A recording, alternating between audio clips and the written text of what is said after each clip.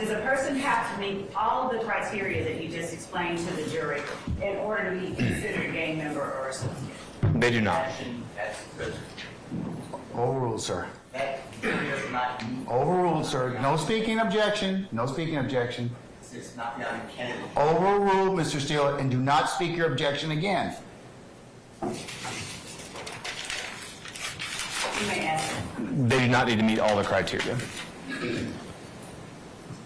Traditionally, when you're talking about a traditional gang, are there particular ways that gang members join a gang? There are. Would you tell those to the jury? There are three typical ways that someone joins or becomes a member of a criminal street gang. The first one is to be beat into the gang. That means the prospective member endures a physical beating of some generally set duration of time by some number of the members in order to gain or be initiated into the gang. The second way is to be blessed into the gang. That may be someone who has some sort of family or relationship tie with people in the gang. They may have done something for the gang, committing crimes for them or things of that nature. Sometimes it's a financial commitment. But there are a variety of ways that someone avoids the beat-in process or avoids another initiation process and is just blessed or granted membership within the gang. The third way is to be sexed into a gang. This is typically for female members where they may endure having sex with multiple members of a gang or a member of the gang in order to gain admission into the gang. In your experience during your time as a law enforcement officer and through your training and education, what have you determined to be the motivators for persons to join a criminal street gang? Yeah, in conversations with gang members, you'll hear, and we have heard, a lot of different reasons that they give. One at a time. Okay, and I've heard two other from Mr. Matthews and Mr. Steele. Okay. Your Honor, my response is that this is something that has been personally observed by a person who's now being an expert by the court, on which he has based his opinions.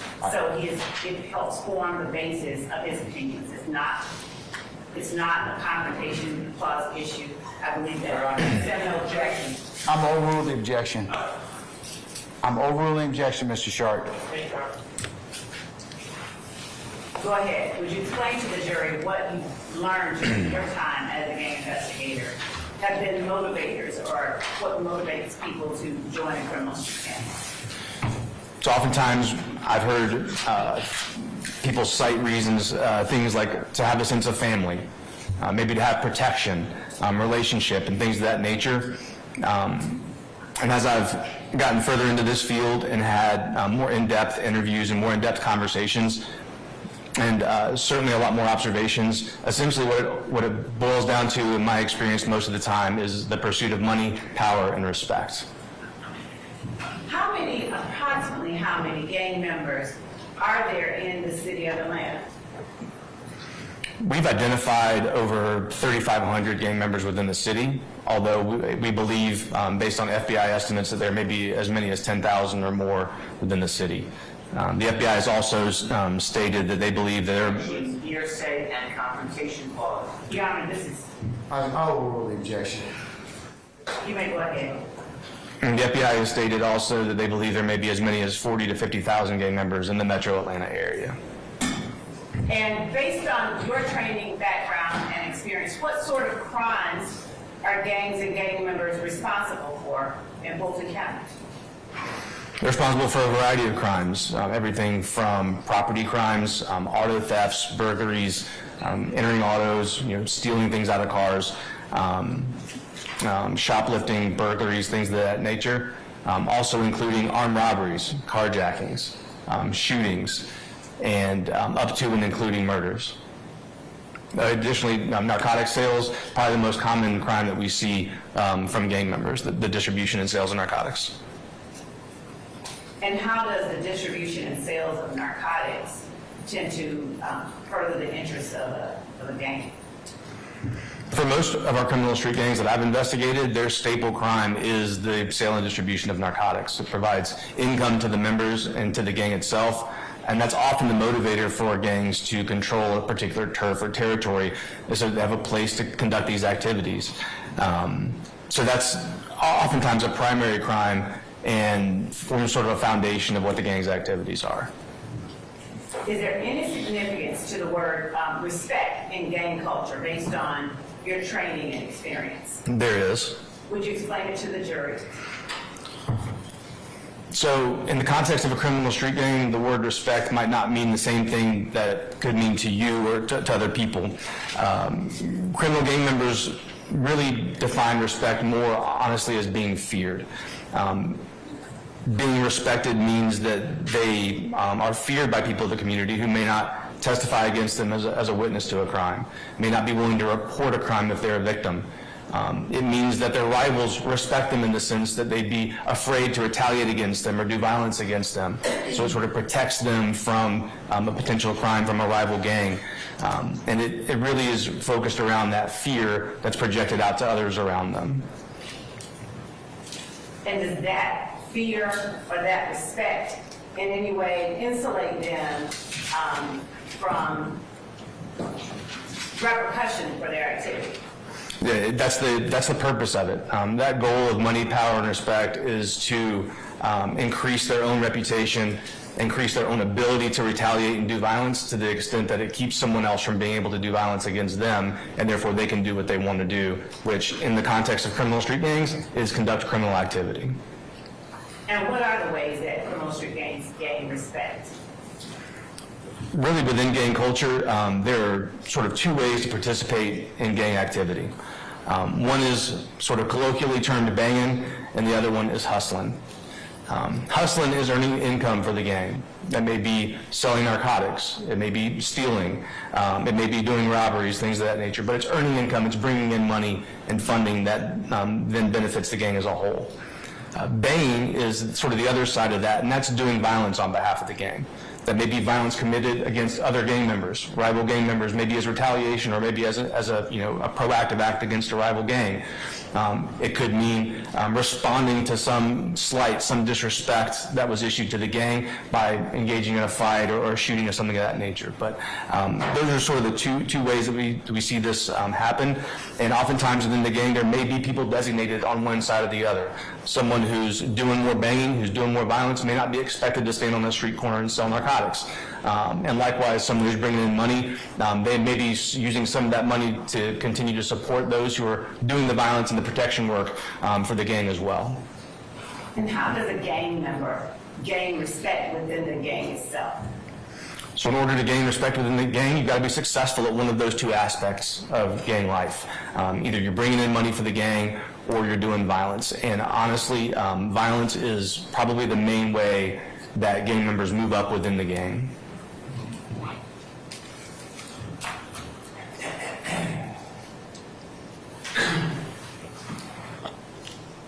Is the term payback in any way significant in gang culture? It is. Would you explain to the jury how? Payback is crucial to street gangs.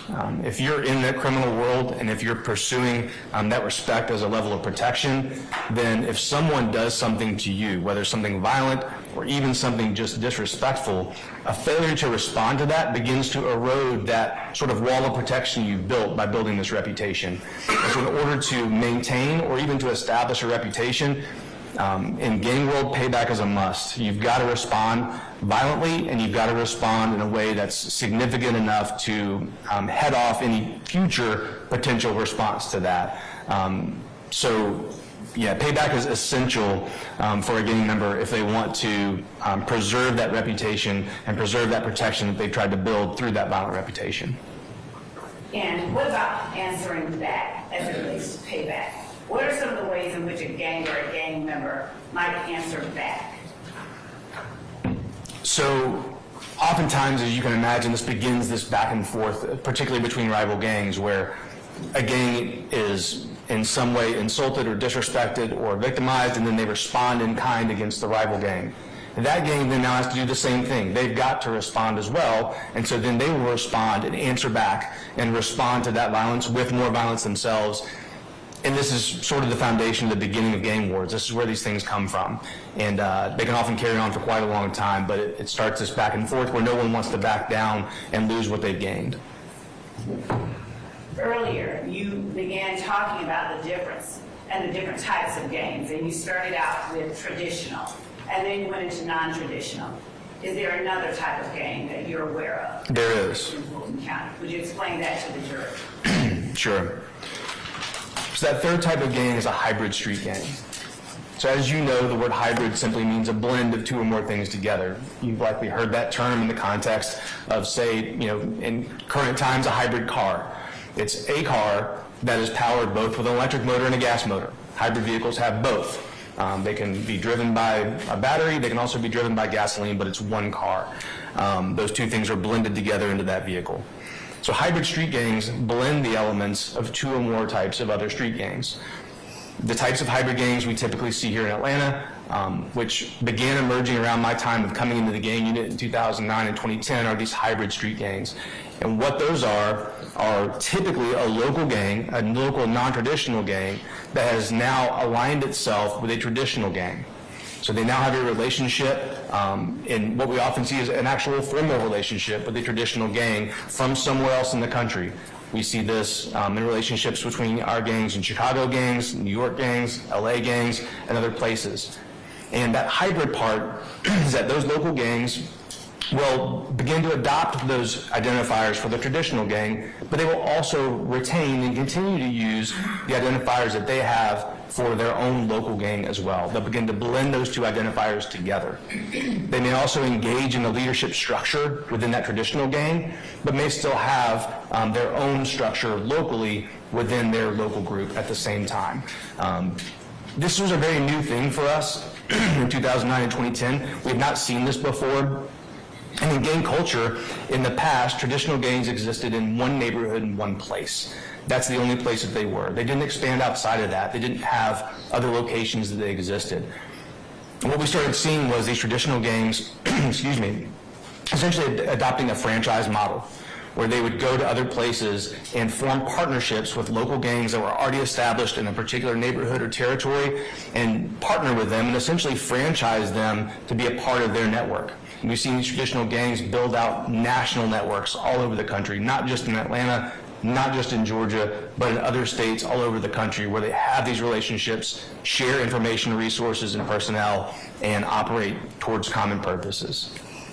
When you talk about operating towards common purposes, how does starting or sharing a franchise model of a gang, how does that further any purpose of the traditional gang or of a hybrid gang or of the people who are members of either or both?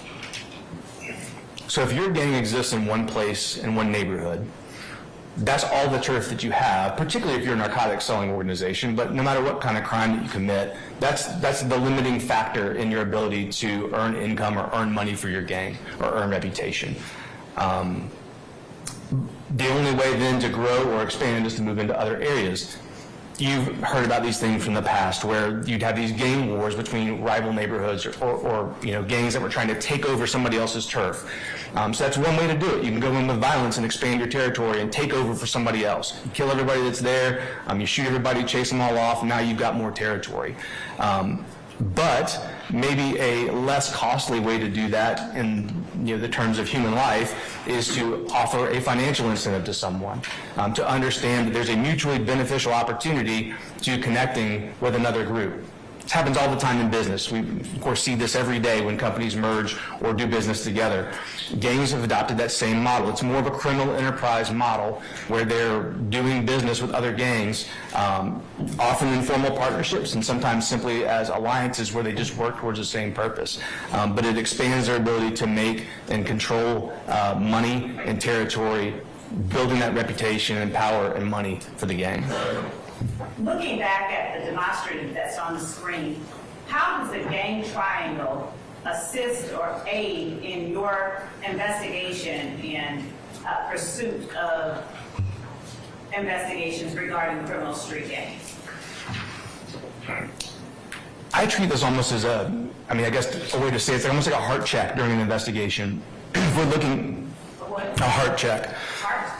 Sure. If you're looking at an investigation and you're trying to determine if gang activity has occurred and it may be a violation of the state's gang law, again, what we're asked to do is find a connection between all three elements. I keep a picture of this up at my desk.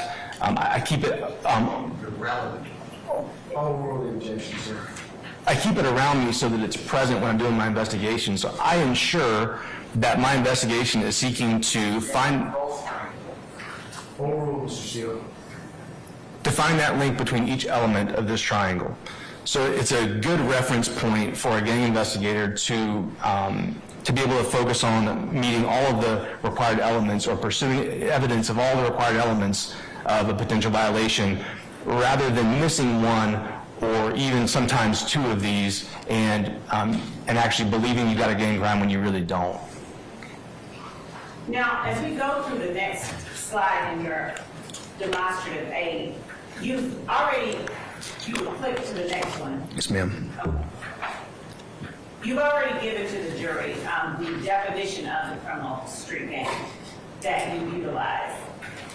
And as we go forward, you talked about the criminal street gang elements and identifiers.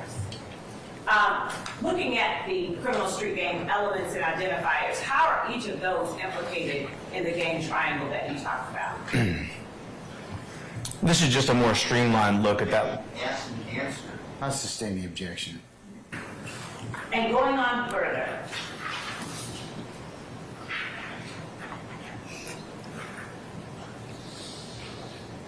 what are clique or crews or boys as it relates to non-traditional gangs? Sometimes these less formal groups will refer to themselves or have in the past referred to themselves by more casual names like that. They won't refer to themselves as a gang necessarily, but they may call themselves a clique or a crew or boys or whatever it is. And the existence of a criminal street gang that you have on the screen right now, would you talk a little bit about the evidence that you would look for in determining whether one does exist? We take as our guide what the law says potentially could be evidence of a criminal street gang, which includes things like a common name or common identifiers, which include signs, symbols, tattoos, graffiti, attire, or other distinguishing characteristics.